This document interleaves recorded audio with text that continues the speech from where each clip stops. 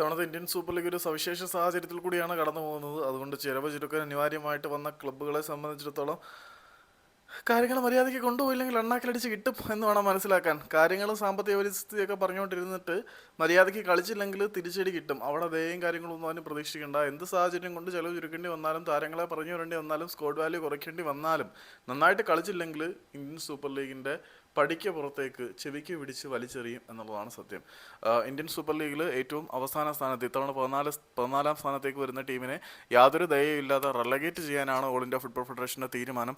നാളിതുവരെയുള്ള Indian super ലീഗിൻ്റെ ചരിത്രത്തിൽ ഇതുവരെയും ഒരു ടീമിനെ പോലും തരം താഴ്ത്തുന്ന നടപടിക്രമം ഉണ്ടായിരുന്നില്ല. അതുകൊണ്ട് തന്നെ ബോട്ടം ടേബിൾ ക്ലബ്ബായി മാറുന്നതിന് പലർക്കും അപമാനവും നാണക്കേടുമൊന്നും ഇല്ലായിരുന്നു. പക്ഷേ ഇത്തവണ ബോട്ടം ടേബിൾ ക്ലബ്ബായി കഴിഞ്ഞാൽ ഇന്ത്യൻ സൂപ്പർ ലീഗിൽ ഉണ്ടായിരിക്കില്ല. നിങ്ങൾ ഐ ലീഗിലേക്ക് പോയി അവിടെ ചാമ്പ്യന്മാരായിട്ട് മാത്രമേ ഇവിടെ തിരിച്ചു വരാൻ പറ്റത്തുള്ളൂ. അപ്പം ഏതായാലും ഒരു പോരാട്ട വീര്യം പ്രതീക്ഷിക്കാം. ഈ സ്കോർ വാല്യൂ കുറഞ്ഞു പോയി എന്ന് പറഞ്ഞ് അവസാന സ്ഥാനക്കാരായി കഴിഞ്ഞാൽ പരിഗണനയൊന്നും കിട്ടത്തില്ല.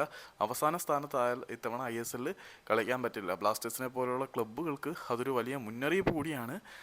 ആർട്ടിക്കിൾ വളരെ കൃത്യമായിട്ട് നിഷ്കർഷിച്ചിട്ടുണ്ട്. അവസാന സ്ഥാനക്കാരായാൽ ഐ ലീഗിൽ നിന്നും പുറത്തേക്ക് പോകേണ്ടി വരും. സോ കരുത്തന്മാരായിട്ടുള്ള മോഹൻ ബഗാനെ നേരിടുമ്പോൾ ഒരു സമനിലയെങ്കിലും നേടിയാൽ കൊള്ളാം.